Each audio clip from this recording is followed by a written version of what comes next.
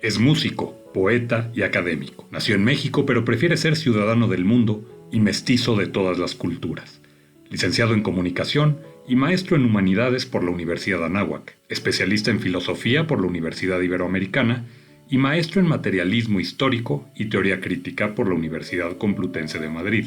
Asimismo, es doctor en Humanidades por la Universidad Latinoamericana. En el año 2009, optó por la aventura del mundo de las letras, la cual alterna dando clases y conferencias. Es autor de los bestsellers Los mitos que nos dieron traumas y la trilogía El misterio del águila. Ha trabajado en radio y televisión y en medios editoriales, siendo autor de numerosos artículos de divulgación histórica, turismo de aventura y mitología mexicana. Hoy con nosotros, Juan Miguel Zunzunegui. Mi estimado Juan Miguel Zunzunegui, me da mucho gusto saludarte el día de hoy y preguntarte, ¿y tú cómo estás? Pues Julio, muy bien, afortunadamente muy bien, muy contento, con buena salud, con muchos proyectos, con mucho ánimo y como siempre me gusta estar en la vida alegre y contento. Eso es bueno, es algo que transmites, la manera en que nos haces favor de involucrarnos en la historia siempre es con creatividad, con entusiasmo, con positivismo y con humor. Eso se agradece mucho, que la historia la tomemos con humor, y tú eres alguien que lo hace muy bien en tu narrativa cotidiana. Pero Juan Miguel, platícame un poco. Me llama la atención que tú originalmente estudias comunicación, pero platícame un poquito estos antecedentes, Juan Miguel. ¿De dónde viene primero el espíritu de estudiar comunicación y luego posteriormente en dónde te vas enfocando a esta parte medio histórica y académica, ¿no? Claro, pues mira, yo siempre digo, yo entré a comunicación, para que nos ubiquemos, en 1994 entré a la carrera y entré a comunicación como muchos de los que entramos a comunicación en esa época porque no tenía ni la más peregrina idea de qué estudiar. En la década de los 80 creo que esa carrera era administración, ¿no? No sé qué hacer, pues mira, administración y a ver qué pasa. En los 90 pues era comunicación. No sé nada, pues mira, tienes 4 años más para pensarlo en lo que estudias comunicación. Eh, pero claro, comunicación, que además fue la recomendación de un orientador vocacional, porque claro, la situación es que yo tenía demasiadas inquietudes en la mente y sí me sentía muy perdido. En realidad, yo antes de entrar a estudiar comunicación, yo había entrado a estudiar música.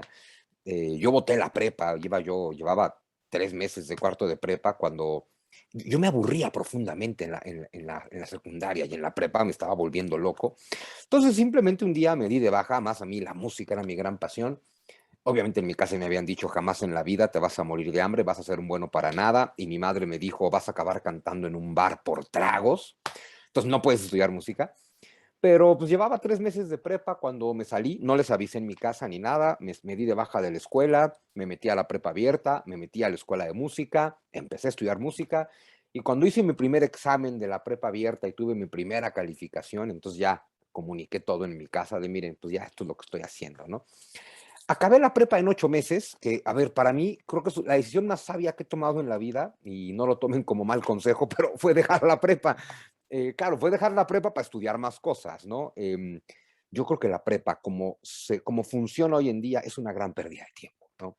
Entonces hice la prepa en 8 meses, estuve estudiando música en el tiempo que hubiera desperdiciado con la prepa, y cuando se acercaba el momento de cumplir 18, ¿no? Y que toda mi generación iba a entrar a la universidad y mis papás estaban preocupadísimos, un día les dije, miren, no se preocupen, la verdad es que además de música, también quiero estudiar otra carrera, voy a entrar a la universidad con toda mi generación. Estaban súper tranquilos, ¿no? Me dicen, padrísimo, ¿y cómo qué te gustaría estudiar? Digo, pues no sé si historia o literatura. Entonces, pues, otra Bueno, vez, sí, otra no, vez bueno, volviste a lo mismo. otra vez, y entonces me volvieron a recetar el te vas a morir de hambre y vas a ser un inútil y todo esto. Y a los 18 me lo creí un poquito más y entonces me dijeron, por favor, por lo menos haznos el favor de ir con un orientador vocacional. Pues ya. Entonces fui con un psicólogo, me hizo todas mis pruebas y fue peor porque el psicólogo me dijo, pues es que puedes estudiar todo, o sea, se te va a dar lo que sea, ¿no? Pero al final él fue el que me dijo, mira, tienes inquietudes en psicología, en filosofía, en historia, en humanidades, en bla, bla, bla. Me dijo, estudia comunicación. O sea, me dijo, comunicación tiene todo esto, tiene todo lo que te gusta, la vas a disfrutar y a ver, ¿no? Y bueno, hice comunicación, no me arrepiento, disfruté la carrera como pocas cosas he disfrutado en la vida. Me pasó como a todos los que estudian comunicación, que en octavo semestre yo todavía no sabía qué era la comunicación, qué sabía yo hacer y como de qué podría trabajar, ¿no? Pero en realidad yo sí siempre supe que había entrado ahí porque tenía muchas inquietudes y ya en los últimos semestres dije, estas inquietudes siguen ahí y pues ya, ni hablar, ¿no? Me voy a dedicar a lo que me gusta. Entonces, pues por eso terminé comunicación, donde claro, sí llevé mucha filosofía y le agarré más gusto, sí llevé mucha historia y le agarré más gusto, llevé muchas teorías de pensamiento crítico y les agarré mucho el gusto. Y entonces, bueno, pues de ahí dije, pues yo me voy a seguir estudiando, claro, tengo que trabajar. Yo estuve trabajando, yo trabajaba desde mis últimos años de prepa abierta, ya dirigía coros, pues era músico, había que aprovechar, ¿no? Daba clases de guitarra, bueno, literal, en alguna maestría que me fui a hacer a España, sí acabé cantando en un bar para poder Bueno, sobrevivir. sobrevivir un poco, digo, lo que, Pues, las exacto, monedas que cayeran no estaban de más. Pues. exacto. Y bueno, pues desde ahí que ya, pues me seguí con filosofía, que creo que era lo que más me gustaba en aquella época. Yo acabé comunicación a los 21 y bueno, pues sí, tengo tiempo, me metí a estudiar filosofía. Y pues ya a partir de ahí me di cuenta que estudiar era lo mío, ¿no? Entonces, y que escribir era lo mío, también lo supe desde siempre. Entonces, afortunadamente siempre conseguí trabajos relacionados con escribir, mucho más en publicidad, venía yo de comunicación, había que aprovechar, estuve en agencias de comunicación, de publicidad, en despachos de diseño, hice mucho texto publicitario, pero en fin, y también estuve en medios desde el principio y me di cuenta que hablar era lo mío, hablar y estudiar, ¿no? Entonces, pues ya por ahí me seguí y pues ya nunca me detuve, ¿no? Pues me eché 2 maestrías, especialidades, diplomados, doctorado, en fin, me divertí mucho. Hace muchos años, tú a lo mejor no lo recordarás, nos hiciste favor de ir a TBC, a Calzada del Hueso, a los Ah, foros de sí. PCTV. Yo era Ujú. director de PCTV cuando Joelí Ramírez te entrevistó en aquel Ya. 2012. Eras demasiado joven, más aún, digo, sí, yo nací en 1969, tú naciste unos años después, pero la verdad es que eras muy joven y cuando yo escuché esa entrevista tuya y que describías de tal manera la historia y todo, dije, este chavo, ¿qué tomaba de chiquito? ¿Qué le daban de comer o qué? Porque era increíble la cantidad de información y datos que tenías y la facilidad. Finalmente la comunicación te dio esas tablas también para, has participado en gran cantidad de medios de comunicación, lo sigues haciendo y lo haces de manera extraordinaria. Yo creo que también es algo que te gusta mucho. Me gusta mucho, y de verdad, a ver, descubrí que es, mi don. La verdad es que sí, estudiar comunicación me ayudó mucho para expresarme, pero si algo fui descubriendo con el paso del tiempo es que así nací, ¿no? O sea, es decir, a ver, creo que todo el mundo nace con muchas cosas, ¿no? Y la fortuna es poder descubrirlas. Y pues yo descubrí que lo mío es comunicarme, que lo mío es hablar y que efectivamente se me da muy bien. Es decir, si tú me pones en medio de 10 personas, hablo. Y si en lugar de 10 son 1000, hablo igual. O sea, no, jamás he sentido nervio, jamás, no, jamás he tenido un pánico escénico. Pues es lo mío. Y lo otro que aparentemente, pero lo asumo como un don, pues, ¿no? O sea, como algo que se me dio, que ahí estaba. Y lo otro, pues que también lo fui descubriendo, es la narrativa, ¿no? Este tema de hilar, de tomar un montón de ideas que parecen inconexas y conectártelas y decir, mira, aquí está, pues también resultó que es un don, ¿no? Lo fui descubriendo con las clases, con las conferencias, con los libros. Y fíjate que es bien interesante porque en este mundo moderno es terrible, ¿no? Porque hoy en día padecemos un mundo donde pues ya las máquinas, computadoras y robots son capaces de hacer casi cualquier tarea que haría un ser humano. Entonces es terrible porque casi cualquier cosa que tú estudies en la universidad, una computadora lo hace mejor que tú, más rápido que tú y más barato que tú. Y entonces eso está dejando sin trabajo a todo el mundo. Y todavía no hay computadoras que platiquen. No, bueno, Está no, padrísimo. no dudo que tú llegues a ello, mi querido Juan Miguel, y seas parte de los que pongan ahí el toque para que esto suceda. Fíjate que el éxito de estas conversaciones que hemos estado teniendo en esta serie de programas es justamente eso, retomar el diálogo. La gente efectivamente ahora con la pandemia nos hemos sentido, bueno, no es que nos hemos sentido, estuvimos sumamente aislados unos de otros. Ahora el otro día que yo volé la semana pasada a Sinaloa, justamente a la universidad, ahí a un ciclo de conferencias, pues me dieron ganas y sin morbo alguno de abrazar a la señorita Zafata, a la del Sí, sí, claro. mostrador, A quien se deje. a quien se deje, porque pues, digo, habíamos estado guardados totalmente y esta parte de contacto personal y de diálogo es muy padre. Oye, Juan Miguel, a ver, platícame un poquito, ¿cuántos libros has escrito a la fecha? Creo que son 23. Ahorita estoy con el regreso de Quetzalcóatl, creo que es el número 23. Ese regreso de Quetzalcóatl en el ensayo histórico de Mesoamérica que estás haciendo, bueno, que hiciste, o ya está el libro, entiendo, ¿no?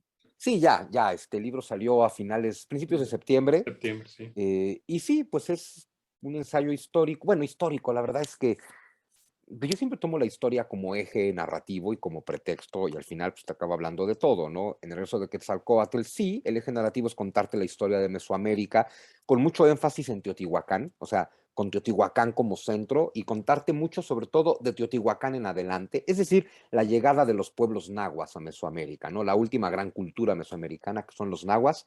Entonces, desde Teotihuacán en adelante hasta llegar a la llegada de los castellanos y obviamente pasando por toda la historia de los mexicas, la verdadera, no la que nos cuentan. Pero pues en todo esto sí me meto mucho en filosofía, en religión, en mitología, en pensamiento abstracto, en pensamiento crítico. Creo que la parte más, para mí, la más profunda e interesante de ese rezo de Quetzalcóatl es que trato de contarte los significados profundos de la mitología tolteca y voy haciendo una mitología comparada de la toltequidad con la religión y la mitología de Egipto, de Mesopotamia, de Persia, del hinduismo, el relato hebreo y el relato cristiano, eh, justo para decirte, mira cómo todas las mitologías te cuentan la misma historia, ¿no? Qué padre. La verdad que tienes un toque padrísimo para desmenuzar esa historia, también para hacernos reflexionar respecto a ella. Yo también después de escucharte y de leerte, volteo a ver mis libros de historia de primaria y digo, Dios santo del cielo, que nos han estado enviando por años. Y bueno, y también esta capacidad que no tenemos muchas veces de detenernos en ese análisis de la historia y discernir un poquito, ¿no? Y tú nos ayudas de manera padrísima a hacerlo. Y yo te iba a preguntar, ahora sí vamos a entrar, porque nadie, si nos vamos a tu historia personal, va a ser encantadora, pero me van a agarrar a patadas los que me vean en la calle al haberte tenido aquí sentado y no preguntarte dos cosas importantes que hoy son tema de debate profundo en este México actual. Y me gusta mucho cómo enlazas tú la historia de México con los aconteceres de México actual. Ujú.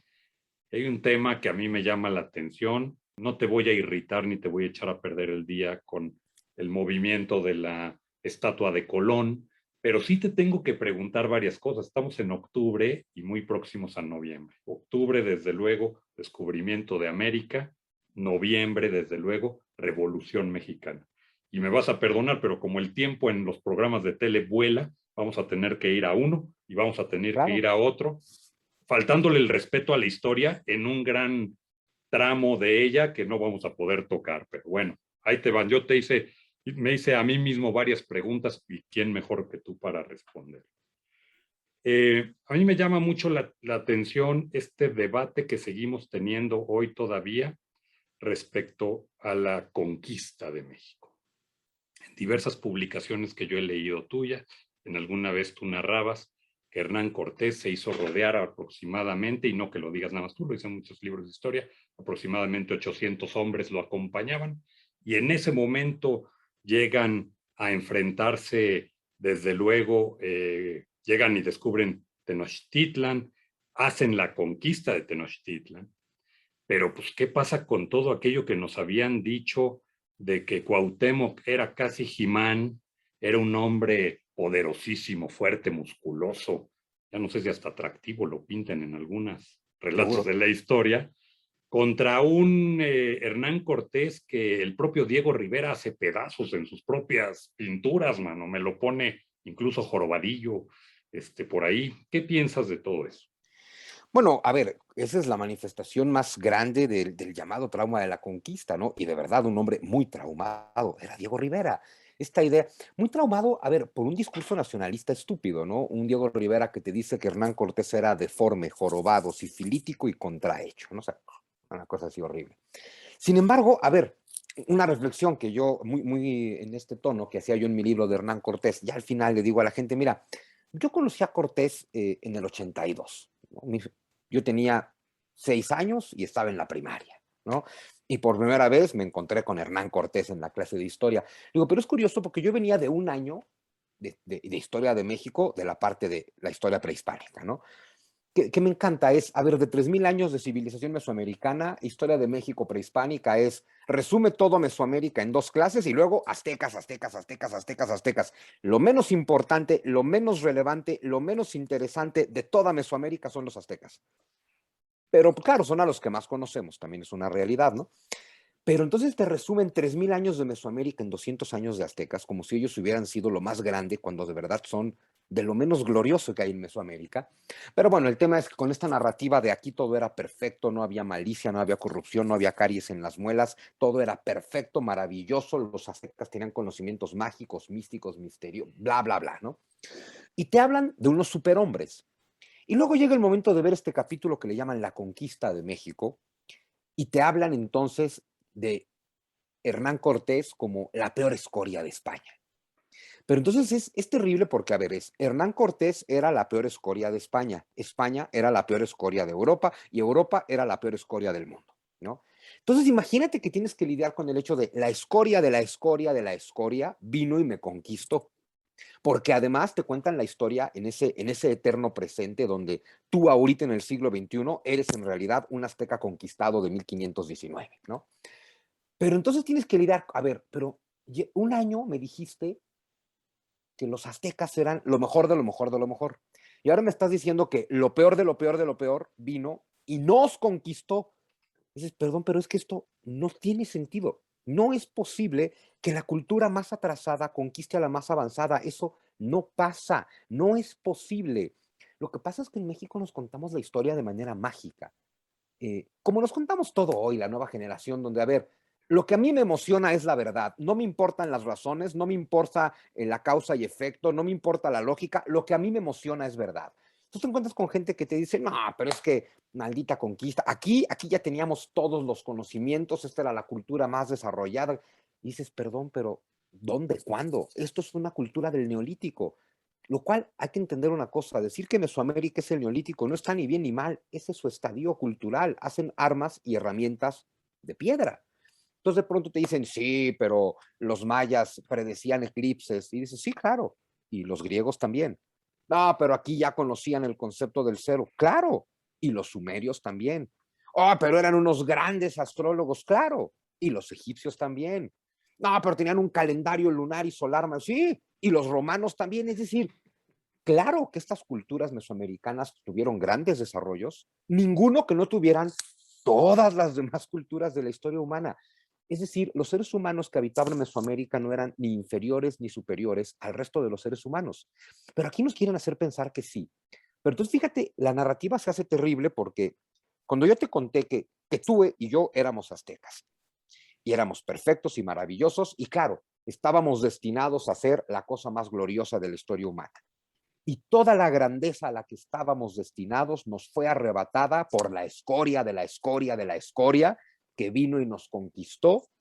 Y dices, oye, pero cuán poderoso imaginamos a Hernán Cortés, es decir, un solo individuo fue capaz de atravesar el mundo y destruir a la cultura más grande de la historia humana y condenarla a la decadencia por 500 años.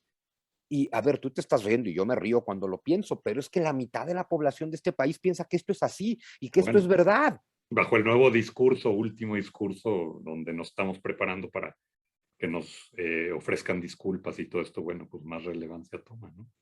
Bueno, más hay que esperar sentados, ¿no? Porque, pero por varias cosas, ¿no? A ver, número uno, porque, mira, España reconoció la independencia de México en 1836, se estableció una delegación diplomática y se pidieron disculpas.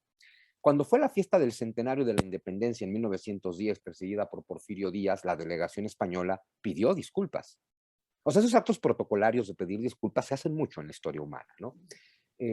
Después, cuando fue 1992 y el llamado 500 años del encuentro de dos mundos, el rey de España, Juan Carlos I, en México, pidió Pidió disculpas. disculpas. Sí. Pero ojo, bien importante, Juan Carlos I, para pedir disculpas, se reunió con representantes en Oaxaca, con representantes de todos los pueblos de Oaxaca. Es decir, fue a la zona más indígena hoy en día de este país, donde hay más cantidad de pueblos distintos y diversos, que es Oaxaca, y ahí a los representantes de esos pueblos les pidió disculpas. Al estilo diplomático y de los reyes, nunca usó la palabra disculpa, nunca usó la palabra perdón, pero así se disculpan los diplomáticos, ¿no? Pero se hizo todo un evento de reconciliación. Entonces dices, a ver, es que esas disculpas, número uno, ya fueron pedidas 3 veces. Número dos, ya se le pidieron a los pueblos originarios. Número tres, el presidente quiere que le pidan disculpas a él porque el que está lleno de rencor y de traumas es él. O sea, él quiere que un rey se disculpe ante él, no ante el pueblo. Pero lo más importante, y esto es lo que es fundamental entender, si tú le exiges a España que se disculpe por este acontecimiento al que llamamos historia de México, además de entender que en 1521 no existían ni España ni México, y que de hecho México existe gracias a la llamada conquista, es Bueno, justo esto a los... de hecho de ahí parte, ¿no? Porque todo el mundo dice la conquista y pues no fue más que una rebelión contra los aztecas que tenían sometidos a infinidad de pueblos. Incluso yo recuerdo que por ahí tú citas los tlaxcaltecas, los texcocanos, que pues no es que se pongan del lado de Cortés, bueno, se ponen del lado de Cortés, pero no se ponen del lado de Cortés porque Cortés llegara, se ponen para liberarse de un yugo que había también con los aztecas, o sea, De no era pronto vieron una oportunidad una y la oportunidad tomaron. de, claro, síndrome de Estocolmo se acabó, ¿no? Y vamos, Bueno, pero además, fíjate, aquí hay una cosa bien interesante. De los tlaxcaltecas siempre nos han contado que son los grandes traidores de la historia. Los tlaxcaltecas eran enemigos de los aztecas desde siempre. Tiene sentido que se hayan unido a Cortés, son los eternos enemigos de los aztecas, pero ojo, los texcocanos. Los texcocanos son los eternos aliados de los aztecas y ellos también prefirieron unirse a Cortés. Es decir, ni siquiera el aliado predilecto la lleva bien con los mexicas. Hasta el aliado predilecto dice, llegó el momento de sacudirnos a estos chamanes del desierto que llevan 100 años sometiendo los valles centrales de Texcoco, porque de pronto eso es lo que hay que entender. Son un pueblo muy pequeño además que llegó, invadió, conquistó, sometió y llevaba 100 años sangrando los valles de Mesoamérica de la peor manera posible. La verdad es que, claro, esto nadie lo va a entender hoy en día porque nos contamos historia mágica, pero si no hubiera llegado nunca nadie, o sea, ningún europeo, ni Hernán Cortés, ni nadie, la civilización de los valles centrales hubiera muerto porque los aztecas la estaban matando, porque los aztecas mataban más personas de las que eran capaces de reproducirse, porque los aztecas sacan 80 corazones al día. Es una barbaridad, pero por alguna razón de la narrativa nacionalista mexicana, los aztecas tienen derecho a todo.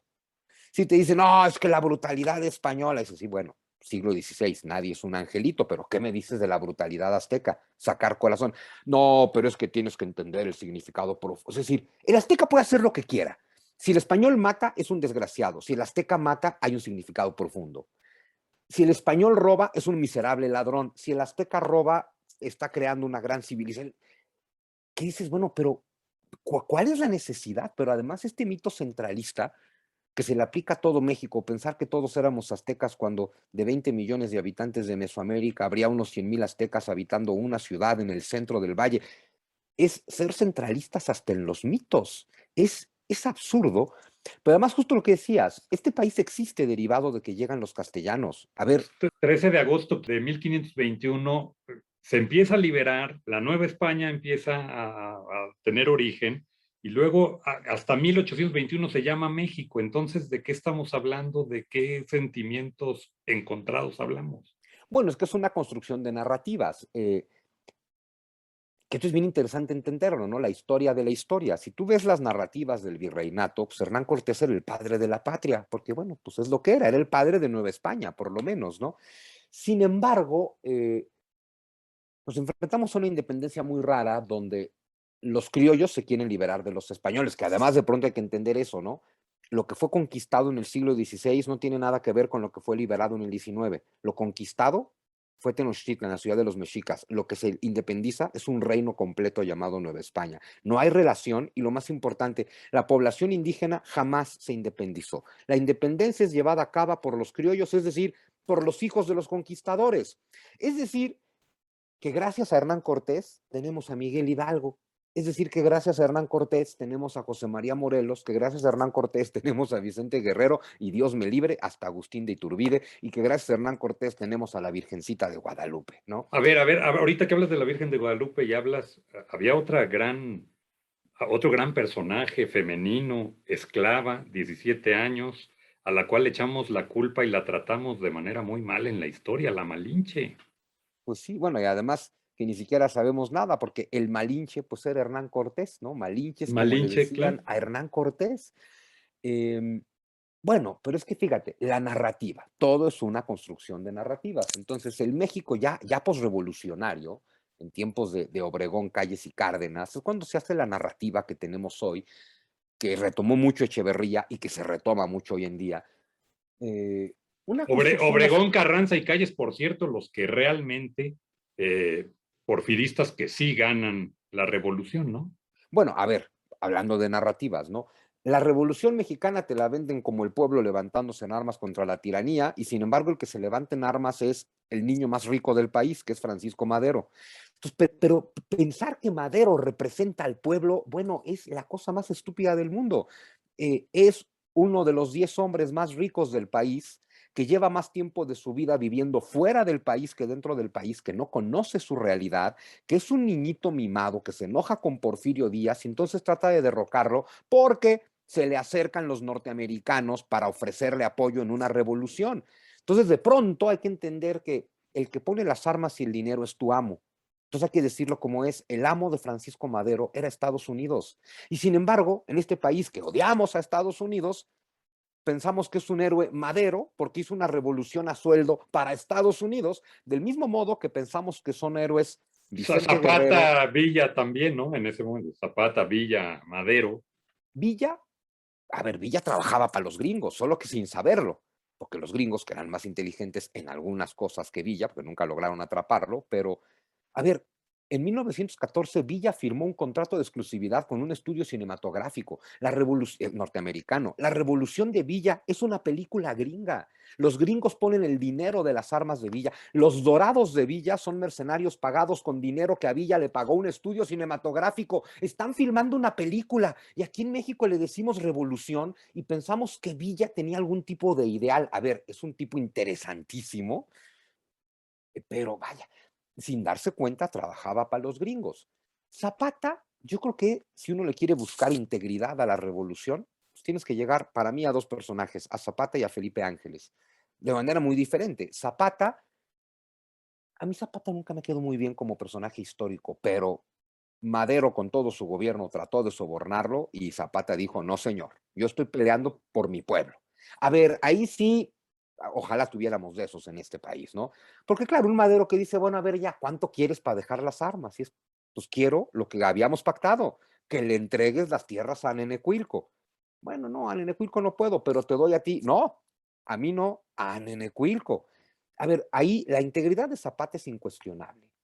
El problema nunca ha sido Zapata, el problema es la narrativa que te quiere hacer de Zapata un héroe nacional, cuando Zapata es un héroe agrarista, no un héroe de la nación. Es un héroe de los campesinos del sur, bueno, porque está levantado en armas tratando de obtener algo de justicia para los campesinos del sur. Pero eso no es un proyecto de país, ni un proyecto de nación, ni un proyecto revolucionario.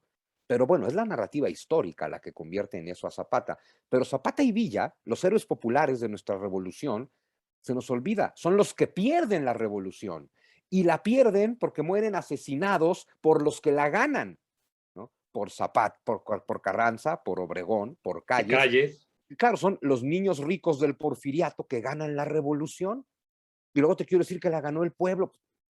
¿A qué hora? Y luego Cárdenas sale con su nacionalismo revolucionario, en Mira, una eterna lucha, ¿no? Donde siempre sí, tenemos que estar en lucha los mexicanos, en bueno, una es que revolución. ese es lo triste de Lázaro Cárdenas. Bueno, también hay que entender a Lázaro Cárdenas en su contexto, ¿no? Lázaro Cárdenas de entrada tiene que reconstruir un país devastado por una revolución. Bueno, que eso ya lo había empezado a hacer Obregón y Calles, pero creo que Cárdenas, en ese sentido, Obregón, Calles y Cárdenas son los grandes reconstructores de México tras la revolución. A ver, y en etapas muy claras, Obregón termina la guerra. Claro, la termina a madrazos, porque así se acaban las guerras, tristemente, pero la termina. Álvaro Obregón, Plutarco Elias Calles, que además logra tomar lo que queda de ese impulso bélico guerrillero y convertirlo en un partido político para orientar tus ganas de darte madrazos en política. Es un genio. Con estatutos, con Sí, claro, estatutos. o sea, vamos a rompernos la madre en orden. Que dices, guau, o sea, hoy en día puede parecer muy chistoso, pero en su momento Claro, es una joya, pero que genial, además genial. reconstruye la industria, reconstruye las calles, reconstruye los campos. Y a Cárdenas ya con eso le toca, pues de ahí construir hacia adelante. Y para eso necesita un país unido y para eso necesita una narrativa. Y Cárdenas crea una narrativa. Le sirvió en su momento porque unificó al mexicano. El mito de la expropiación petrolera, porque hay que decirlo, es un mito. El petróleo nunca fue de todos los mexicanos, ni siquiera fue del gobierno, solo fue siempre, como siempre ha sido, del sindicato. Nunca ha beneficiado a México. Sin embargo, bueno, y la expropiación petrolera se pagó con un préstamo que recibió Cárdenas por parte de Estados Unidos, ¿verdad? Es un timo. Sin embargo, aunque la expropiación sea un timo, el mito que logra crear Cárdenas en torno a la expropiación fue funcional, porque al final Cárdenas logra que desde el mexicano más pobre hasta el más rico se sientan unidos en la misma causa. Eso es una genialidad también en este país que viene de estarse matando. Sin embargo, nos crea esta narrativa de somos aztecas conquistados en eterno conflicto con el resto del mundo y entre nosotros. Pero es bien importante entender esto. Cárdenas crea una narrativa de conflicto. Después de Cárdenas, los siguientes gobernantes del partido trataron de hacer una narrativa de mestizaje que eliminara el conflicto. Cuando llega al poder Echeverría, retoma la narrativa del conflicto. Después de Echeverría, otra vez trata de contenerse el conflicto. Y cuando llega Andrés Manuel, retoma la narrativa del conflicto. ¿Qué tienen en común Cárdenas, Echeverría y Andrés Manuel? Comunistas, comunistas, comunistas. Ojo, y cuando digo como, es curioso, yo digo que Cárdenas es comunista y bueno, me he encontrado con gente que se pone loca, ¿cómo te atreves? Es decir, los comunistas se avergüenzan del comunismo, ¿qué demonios? Cárdenas era comunista y eso no está ni bien ni mal. En la época de Cárdenas era una corriente ideológica nueva que se estaba probando, que a la Unión Soviética de aquella época le estaba resultando bien para reconstruirse. O sea, ni siquiera es algo malo decir que Cárdenas era comunista. Pero lo era, como lo era Echeverría, como lo es Andrés Manuel. Claro, Cárdenas se atrevía a decirlo. Andrés Manuel además te miente y te dice que es demócrata, cuando no lo es. Pero el problema de la narrativa comunista es que es una narrativa de conflicto. La narrativa de la democracia parte de la base de aceptar que somos una sociedad plural, con muchas formas de entender el mundo y de ver la vida. Eso genera conflicto. La sociedad moderna es conflictiva y un gobierno democrático tiene que ser un gestor del conflicto. Un gobierno democrático tiene que ver cómo le hace para dirimir el conflicto, Administrarlo. administrar el conflicto, llevarlo a su mínima expresión y lograr que de ese conflicto gane la mayor cantidad de gente posible. La narrativa comunista es todo lo contrario, es yo vivo del conflicto, entonces yo tengo que hacer una narrativa de conflicto porque quiero un pueblo encabronado, porque el conflicto es mi alimento político. Eso es lo que está terrible, que es una narrativa que busca que tú estés enojado y que entonces a la menor provocación, como hace este gobierno, es voy a sacar cualquier tontería, voy a decir algo en la mañanera que mucha gente va a pensar que es una estupidez, pero no es una estupidez, tiene un objetivo y es que la gente, a ver, quitar a Colón. ¿Qué vamos a lograr? Que la gente discuta, exaltar los ánimos, que salgan las ideologías, que la gente se encabrone, crear conflicto de manera deliberada. Eso es lo que hace esta Aunque narrativa. a estos días y estas horas no sepamos en dónde quedó el pobre Colón, ni a dónde va a ir a parar, ni Oye, qué y van que a poner además hay que ahí, ¿no? decir que la estatua de Cristóbal Colón no es propiedad de Claudia Sheinbaum ni de Andrés Manuel, es tuya y mía, nos pertenece a todos. Entonces nos tendrían que decir dónde está y la tendrían que reparar. Y si parte de este pueblo quiere la estatua de Cristóbal Colón, la tienen que poner, aunque sea en otro sitio, pero de pronto es entender que, ¿sabes qué pasa? Que en México no entendemos la democracia. En México seguimos teniendo la concepción que Thomas Jefferson dio de la democracia, que es la tiranía donde el 51% se impone sobre el 49%. En México, un país, un pueblo con tanto deseo de venganza, tú lo puedes ver ahorita, la democracia la entienden como, el 54% votó a favor de esto, el 46% se chinga. Pero así, con esa furia de, tengo la mayoría, entonces si quiero te puedo romper la madre porque tengo la mayoría. Es decir, la democracia en México se entiende, una vez que hay una mayoría, esta mayoría tiene derecho legal a abusar de la minoría. En lugar de entender, mira, democracia significa que el 100% de la población del país es el dueño, la dueña de la soberanía. El 100% del país, de la población, es el depositario de la soberanía. También el que perdió. ¿sí? El 46% que no ganó la elección también es depositario de la soberanía y por lo tanto un gobernante que emerge de un proceso democrático tiene que gobernar para el que ganó y para el que perdió. Pero aquí tenemos a un jefe de tribu, porque esos son los comunistas, que dicen, a mí, el que no votó por mí, me vale madre. De hecho, es mi enemigo. De hecho, voy a ver si desde el poder me lo puedo chingar más con la democracia como pretexto. Y lo grave de este gobierno en particular es que si dijeras, bueno, gobierna en contra de los que no votaron por él, pero sí gobierna a favor de los, pero tampoco, porque perdón, todos los apoyos sociales que se quitan, pues le han pegado a los que votaron por él.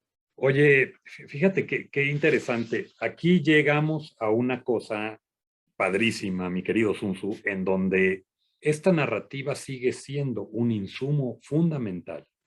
¿Dónde encuentras elementos y argumentos para dividir, para polemizar, para tal? Lo acabas de decir de una manera sencilla. Simplemente el remover una estatua de Colón, crispa nuevamente, incendia todo el país, divide nuevamente a la población y a la menor provocación hay guamazos por ello, ¿no?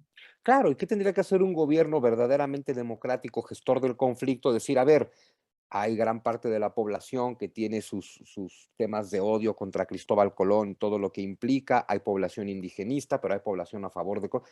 ¿Qué hacemos para tratar de que todos tengan algo y el menor conflicto posible, ¿no? Sería, hagamos una narrativa de superación del conflicto, pero es que no es el objetivo. Claro, no es lo que se está buscando y eso es lo que tendría que preocuparnos, sobre todo porque, a ver, México lleva 200 años siendo el país de las oportunidades desperdiciadas, ¿no? 200 años que siempre que estamos a punto de lograr algo, preferimos autodestruirnos. Porque ha sido nuestra historia, ¿eh? Cuando ya logramos algo, nos agarramos a madrazos y lo destruimos. Y sin embargo, 200 años después, uno dirá, bueno, a ver, es como si yo te digo, a ver, Julio, ¿qué hacemos para que vamos a poner un negocio, vamos a poner una fábrica, una tienda, una empresa? ¿Qué hacemos para que le vaya bien? Ya sé, rompernos la madre. Pues no, ¿verdad? Seguro no va a salir. Si llevamos 200 años probando con el conflicto y no ha salido, de verdad, según yo, no hay que ser un genio para decir, es obvio que dividiendo más a la población no vas a lograr que este país salga adelante, pero la narrativa de conflicto ha llegado ya a tal nivel donde toda esta población encabronada, a la que don Andrés encabrona de manera deliberada, llega un momento en que esta población no quiere salir adelante, le basta con que tú te jodas. Al final la narrativa te lleva a eso de, mira, yo en realidad no estoy capacitado o no me interesa hacer nada para que tú salgas de aquí abajo a un poquito más arriba, pero ¿qué tal que agarramos al de hasta arriba y nos lo chingamos juntos? Y que este diga, ¿sabes qué? Con eso me basta. Que digas, wow, o sea, de verdad, ya ni siquiera buscas mejorar tu propia condición, ya estás en el plan de con que nos jodamos al otro me basta. Además, convencido de que el otro, al que ves más arriba o tiene más que tú, es el que te ha quitado a ti lo que tú no tienes. Que esa es la otra, ¿no? A ver, ese al que tú ves arriba y que dices, va, nos lo chingamos junto, él no te hizo nada. Él no es el causante de tu situación. Pero justo esta narrativa de conflicto, y esto viene desde Echeverría, y esa no la abandonó ningún gobierno, sirve mucho para entender esto, y es, ningún gobernante en México ha tenido realmente la intención de sacar al pueblo adelante, nunca, ninguno. Y entonces la narrativa de conflicto me ayuda para que cada que las cosas no salgan bien, yo te diga, pues es que la conquista, es que Cortés, es que España, es que es neoliberalismo, es que la globalización, es que Mejía Barón, es que los Claro, árbitros. claro, el Claro, árbitro nosotros lo hacemos todo bien, pero el mundo tiene una conspiración está en contra contra de nosotros. nosotros, claro. Sí. Y entonces, a ver, ¿qué hace este gobierno ante cada fracaso? Decirte, es que el conservador no me deja. Que también sería para decirle, bueno, ¿y para qué te dimos todo el poder, no?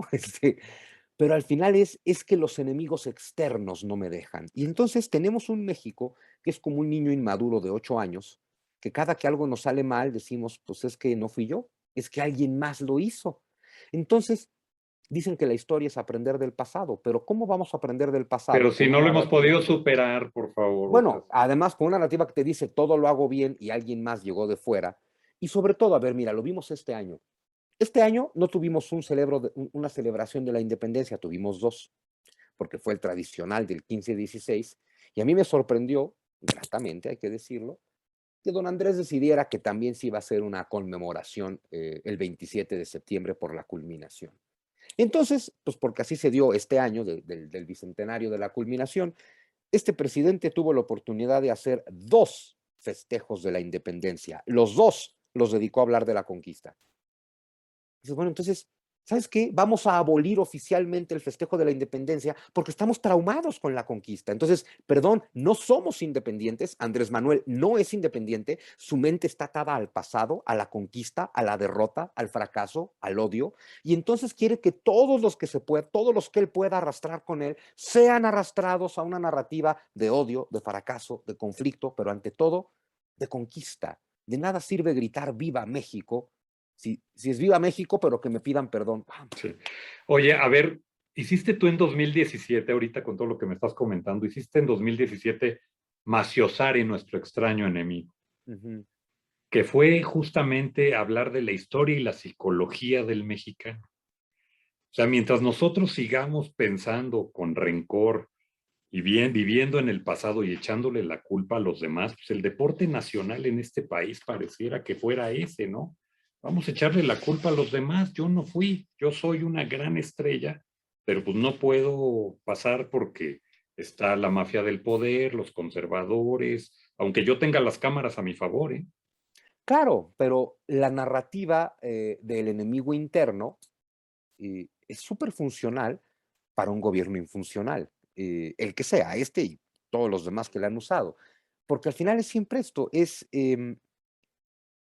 hay una fuerza externa que no me lo permite, pero además el problema del enemigo interno, mira, todos los discursos de identidad tristemente construyen a un enemigo. El nacionalismo, por ejemplo, el nacionalismo tiene que construir a un enemigo y el enemigo es externo, porque el nacionalismo te dice lo de adentro del país, la nación, la patria, el pueblo, es lo más chingón del mundo. Sea porque somos la raza de bronce que dice Vasconcelos o la raza aria que dice Hitler, pero el nacionalismo siempre es de la frontera para adentro, todos somos lo máximo, y todos los problemas de la nación vienen del de afuera. Si bien a veces es la base del nacionalismo. Ahora, el nacionalismo sustituyó al discurso de identidad religiosa, que es idéntico. Los que compartimos fe y creemos en el mismo Dios estamos bien, el enemigo es el musulmán, ¿no? El enemigo es el de afuera. El nacionalismo lo sustituyó por el pueblo, la patria, la nación. Nosotros somos perfectos, supremos y con derechos, y afuera está el enemigo. Si bien es un discurso de odio, y todo discurso de odio es un gran problema, lo que tienen bueno, a ver, el nacionalismo nos dejó dos guerras mundiales, ¿no? Hay que entender eso, fue encabronar a tal grado a todo un continente que estuvieron dispuestos a la masacre más grande de la historia de la humanidad, y ojo, es el de a pie que se va a matar para defender los intereses de los de arriba, los que ni conoce, ¿no? Pero el nacionalismo entonces te dice, mira, el enemigo y la causa de todos los problemas está afuera. Y entonces, eso te permite hacer un discurso de cohesión interna.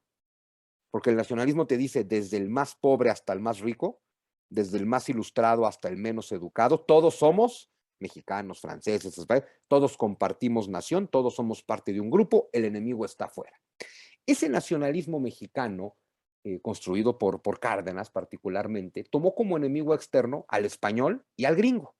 Al español por conquistarnos en el pasado y al gringo por conquistarnos en el presente. Y esa fue la narrativa histórica nacionalista de toda la historia del siglo XX. El comunismo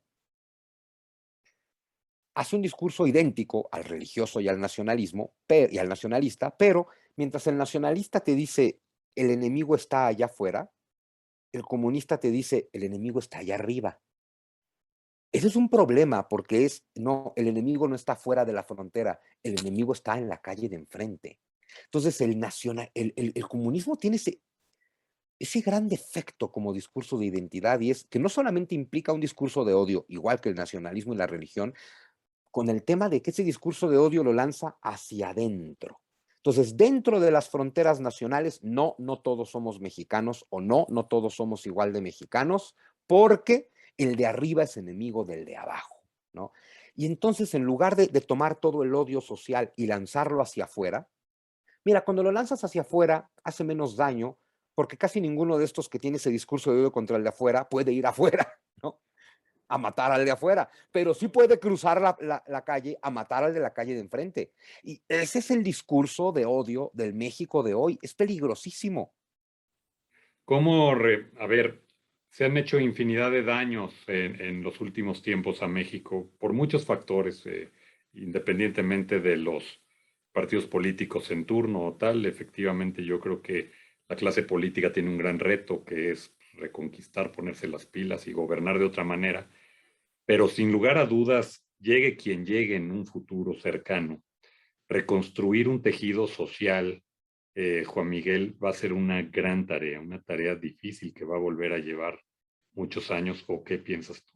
¿Sabes qué es lo malo? Híjole, te voy a decir algo horrible. El tejido social de México no se puede reconstruir. Es que eso es lo fuerte. Porque, a ver, vamos a suponer que hay elecciones en el 2024, ¿no? Y vamos a suponer que son limpias. Y vamos a suponer que no gana Morena. Y que gana, pues, quien sea. Ese quien sea, para poder ganar, va a tener que haber hecho un discurso muy en contra de la narrativa de Morena, ¿no? Lo cual solamente va a seguir crispando los ánimos. Entonces, fíjate, esta elección tuvo esta situación y es ese pueblo encabronado al que Andrés Manuel lleva 20 años encabronándolo, porque hay que recordar que lleva 20 años dando un discurso de odio. Eh, Finalmente es un pueblo que cuando ganó Andrés Manuel se sintió liberado. Que dices, mira, qué padre. Porque es como ese votante que dice, por fin gané, se acabó el abuso, ya no más, no me van a volver a pisar y aplastar, porque por fin ganó el mío, que además es el bueno. Va.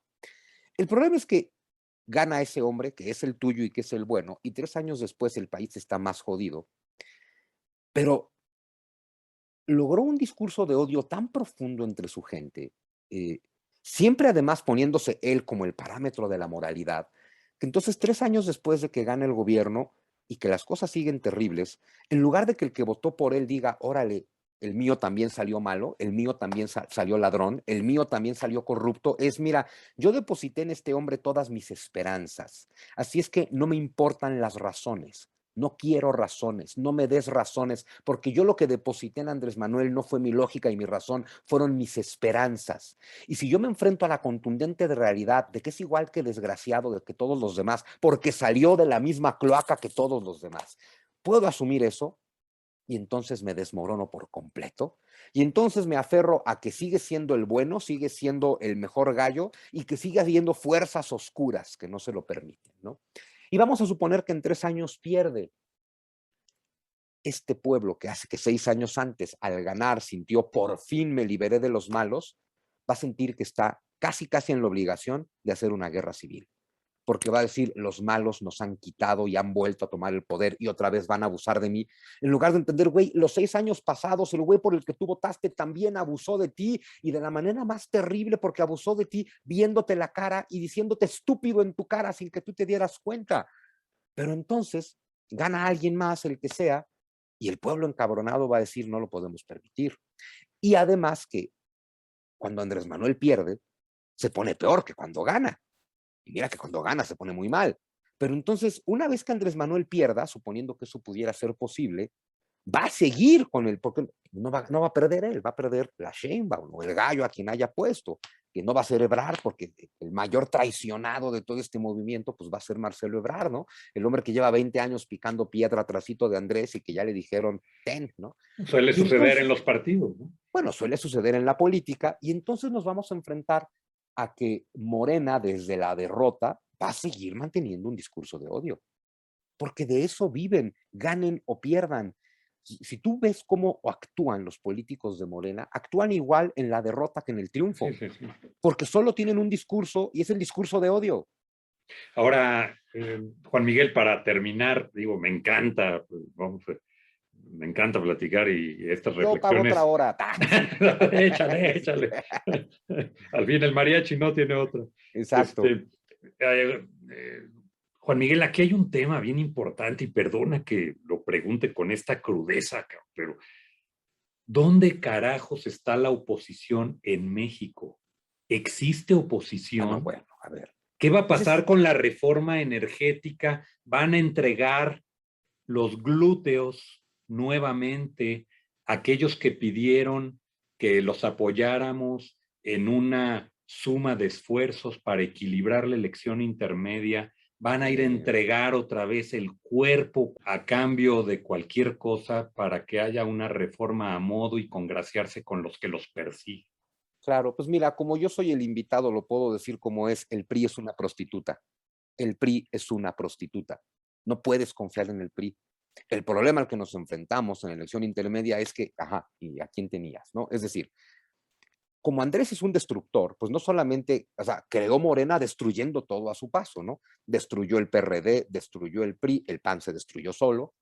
Y entonces, de pronto, ¿qué teníamos, no? Que dices, a ver, el PRD, y dices, pues el PRD es la sombra de lo que fue, porque pues, todos se le fueron a Morena y los que quedan, pues no pueden hacer nada. Entonces el PRD, pues es nada. El PRD quedó destruido por Andrés Manuel. Esa es la máxima traición de Andrés Manuel, destruir al partido que sí era de izquierda.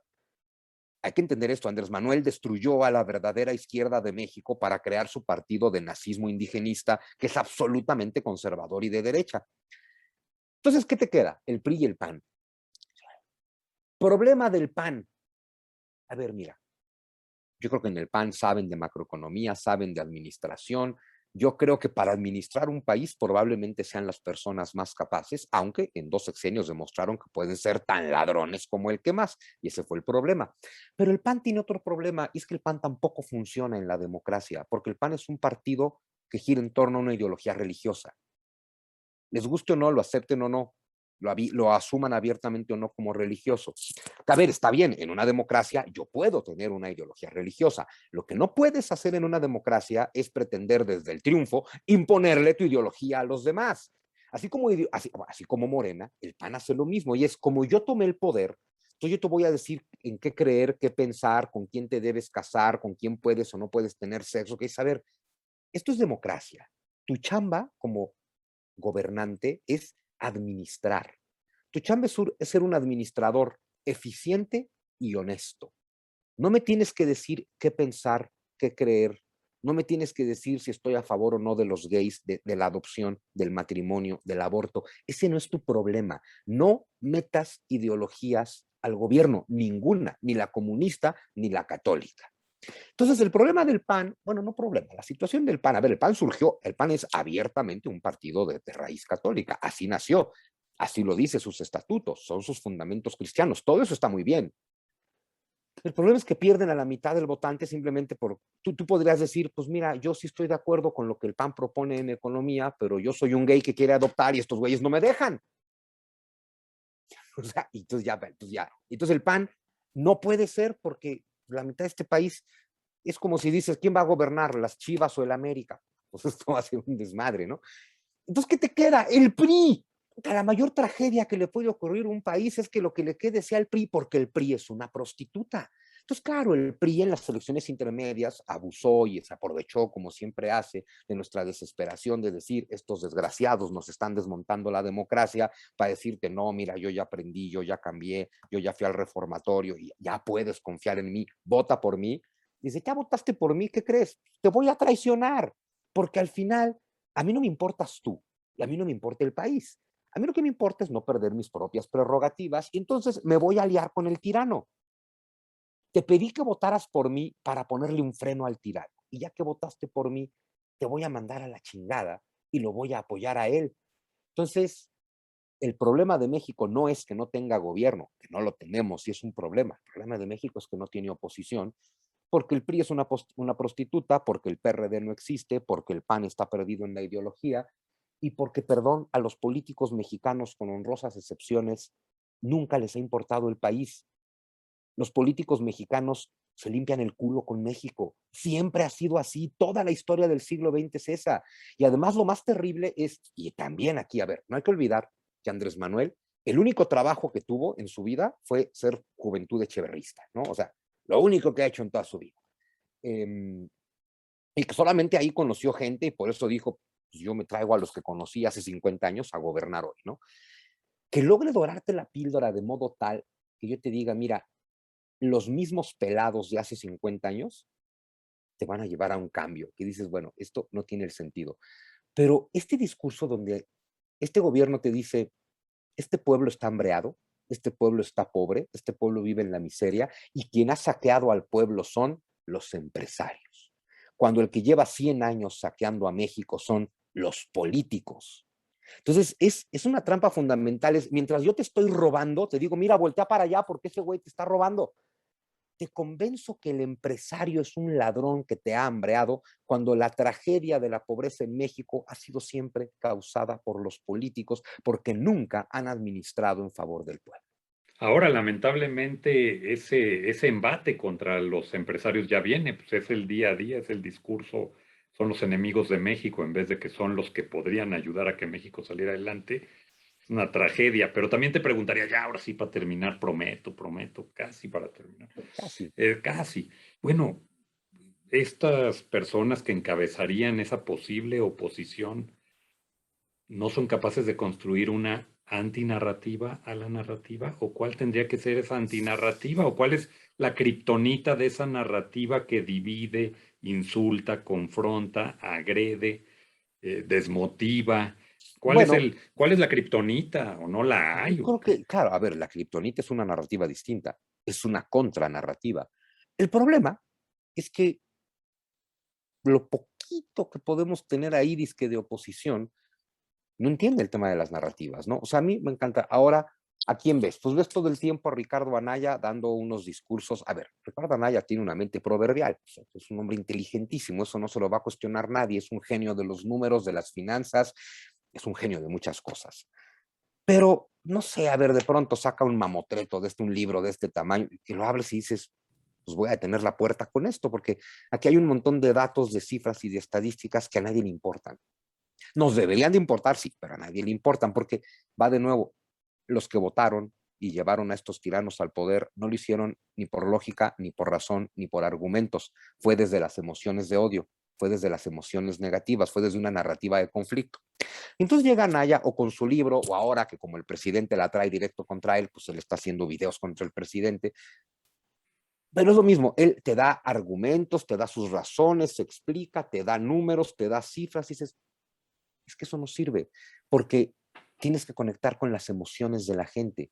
Andrés Manuel lleva 20 años sin dar razones y sin dar argumentos, lleva 20 años conectando con las emociones de la gente. Ahora, hay dos emociones, positivas y negativas, ¿no? Y es mucho más fácil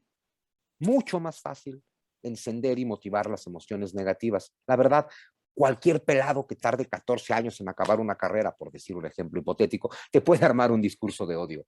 Hacer un discurso Bueno, como es más de, fácil ser oposición que ser gobierno, ¿no? bueno, y Aunque por el eso sí, gobierno actúe como bueno, por oposición. eso sigue siendo oposición, porque eso es lo que se sabe, ¿no?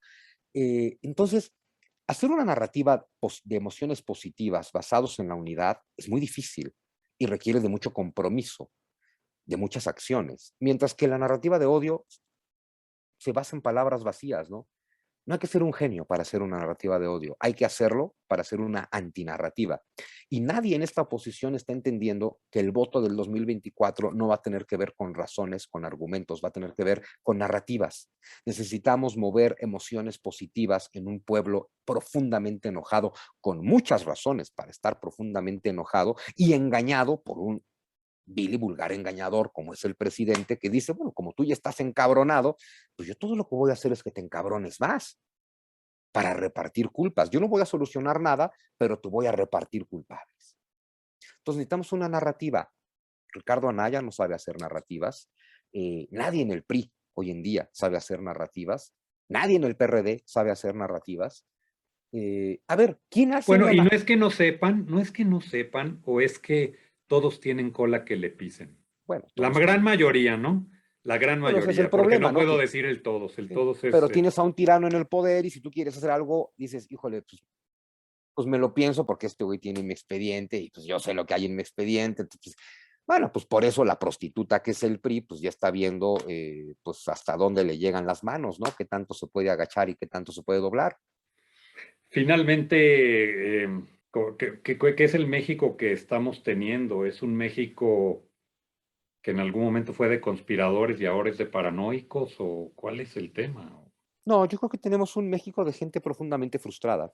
Eso es todo. Y es curioso. Claro que hay muchas razones para vivir frustrado en México. El problema es que nadie busca la causa de su frustración, sino dónde volcar la ira. Dices, a ver, claro que hay razones para estar profundamente frustrados y enojados en este México. Lo que hay que hacer es entender la causa de nuestra frustración y enojo, que en términos generales es la injusticia social en todas sus manifestaciones. Y una vez que aceptemos que el problema es la injusticia social en todas sus manifestaciones, tendríamos que aceptar que la injusticia social es responsabilidad de toda la sociedad. Pero al final siempre es, yo no soy el culpable ni el causante, siempre va a ser otro, ¿no? Cuando, a ver, el mexicano es gandalla en todos los aspectos de la vida, ¿no? Y el que dice, no, es que yo jamás me robaría todos esos millones de dólares como se robó el cabrón de Lozoya, pero si te encuentras una cartera en el piso te la quedas. Y dices, mira, solo te robaste 1,000 porque era lo que estaba cerca de ti. Este se robó 1,000 millones porque es lo que estaba cerca de él. Pero si tú te robaste 1,000 porque estaban cerca de ti o saqueaste un camión de Coca-Cola porque chocó cerca de tu pueblo, pues perdón, pregúntate qué harías si lo que estuviera frente a ti fueran 1,000 millones y no te mientas, te los robarías. Si te robas 1,000, te robas 1,000 millones. Si te robas un six-pack de cervezas, te robas 1,000 millones. Robas lo que está cerca de ti. Robas lo que crees que te puedes robar sin consecuencias, sea un cartón de chelas, sea una estafa maestra. Pero al final es robo porque sé que no me van a hacer nada. Entonces, perdón, pero el que roba cervezas de un camión que se accidentó es igualito que Lozoya, es igualito que el PRI, es igualito que Bartlett, es igualito. Entonces, el problema es que no entendemos eso. El problema es que pensamos que la injusticia social siempre es culpa de alguien más, en lugar de entender que cada uno de nosotros en nuestro nivel, en nuestro círculo, en nuestro entorno, juega a lo mismo y que generamos estructuras de poder en todos lados, sea la gran estructura de poder que es la política nacional, sea la estructura de poder que es la jefatura del sindicato, sea la estructura de poder que es ser el jefe de manzana o el coordinador de condóminos en tu edificio, pero cuando tienes una posición un poquito elevada en cualquier estructura de poder, chingas desde ella. Entonces, bueno, pues es que eso llévatelo a todos los estratos y niveles de esta sociedad y es que eso es lo que tenemos. Y para terminar con esto, por lo menos, no nos damos cuenta que esta profunda insatisfacción que tenemos los mexicanos y esta profunda frustración derivada de que un país que tiene todo para salir adelante nunca sale adelante, y eso es muy frustrante, ¿no? Tener todo para salir y no salir es frustrante, y no nos damos cuenta que no salimos adelante por culpa de cada uno de nosotros, porque por encima de todo lo que hemos estado platicando y de la corrupción intrínseca a nuestra cultura y todo lo que tú quieras, tenemos una narrativa de conquista. Al final, por eso es tan grave la narrativa histórica, porque esa narrativa de conquista te dice, este país es resultado de que nos humillaron, nos sometieron, nos conquistaron, nos saquearon, nos violaron. No puedes vivir sin frustración si te crees eso. Entonces, toda la narrativa histórica te dice, estás condenado al fracaso. Toda la narrativa histórica te dice, tienes que honrar la pobreza. Toda la narrativa te dice, el que triunfa es traidor. Pero es que de eso está conformada nuestra estructura arquetípica mental. No hay forma de salir adelante con eso. Eso siempre nos va a frustrar y al final siempre es culpa de nuestra propia narrativa. Finalmente, Juan Miguel, ¿qué vas a hacer tú, mi querido Sun Tzu, para aportar al cambio de este país o a la mejora de este país? Bueno, pues yo voy a tratar de seguir haciendo lo que hago, que ha sido difícil, porque, híjole, para los que dicen que este es un país libre, yo crecí en un país libre, ¿eh? A mí nunca nadie me había censurado hasta que llegó este gobierno. Em, pero, pues como yo crecí en un país libre, crecí con la mala manía de decir lo que me viene en la mente, ¿no? Pues lo voy a seguir haciendo. A ver, todos mis libros son un gran análisis de nuestra historia, de nuestra narrativa, de nuestra situación, de nuestro pensamiento. Pues yo tengo que seguir haciendo eso.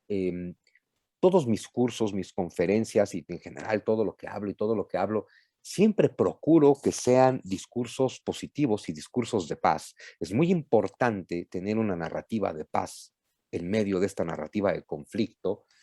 eh, y pues hay que seguir denunciando la tiranía y hay que seguir denunciando los discursos de odio. Y claro, hay que seguir proponiendo algo en contra del discurso de odio, que solo puede ser un discurso de concordia y de unidad.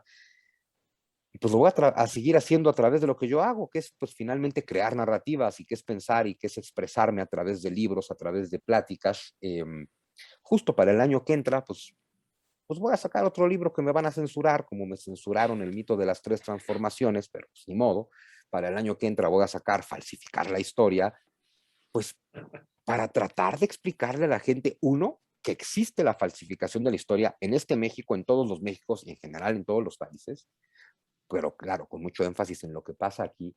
Y más importante, entender que la narrativa histórica se convierte en tu narrativa psicológica y que a través de la historia es como más se te puede manipular.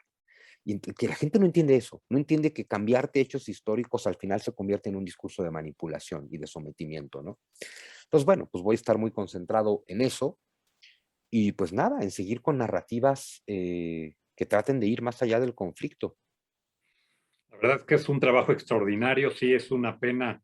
El mito de las tres transformaciones, ese ensayo del análisis del México político sobre la narrativa histórica, pues la verdad es que el nombre era también muy tentador, pues diría el clásico del chiste, ¿no? El mito de las tres transformaciones, pues de la cuarta ni hablamos, ¿no? De Pues bailar sí, ni hablamos, ¿no? exactamente, pero bueno, pues tenía que ser escrito. Además, ese libro yo lo escribí después de que don Andrés ganó las elecciones, antes de que tomara el poder. Es decir, yo no hablo ni de él ni de su gobierno, pero justo ya toda su campaña había sido esta narrativa de tres transformaciones más la cuarta transformación. Y bueno, dije, pues voy a hacer un análisis de esta narrativa porque está muy mañosa y muy tramposa, pero lo más importante es darte cuenta que las mentadas tres transformaciones, que sí son los acontecimientos torales de la historia de México, la independencia, la reforma y la revolución, sí es la columna vertebral de la historia, fue muy acertado para sus propios objetivos llamarle tres transformaciones, eso estuvo muy bien pensado, pero lo que tienen en común las tres transformaciones es que las tres fueron violentas, intolerantes y murieron millones de mexicanos. Y cuando ves su cuarta transformación y ves que es un discurso de violencia, dices, bueno, pues ¿qué buscas? ¿Que nos sigamos transformando a través de la destrucción? Porque claro, convertir un edificio en cenizas también es una transformación, ¿eh? Mi querido amigo, mi querido Juan Miguel, la verdad es que es un gustazo conversar contigo, escucharte, hacer estos espacios de reflexión. Pues enviarte un gran abrazo y agradecerte mucho tu tiempo y espero que sea la primera de otras conversaciones que podamos tener. Ah, no, pues encantado, la pasé muy bien, así es que, pues sí, sí, conversemos cuando quieras, con muchísimo gusto. Te agradezco muchísimo. Así es, pues gracias a ti, que estés muy bien. Un abrazote, gracias, bye. Chao.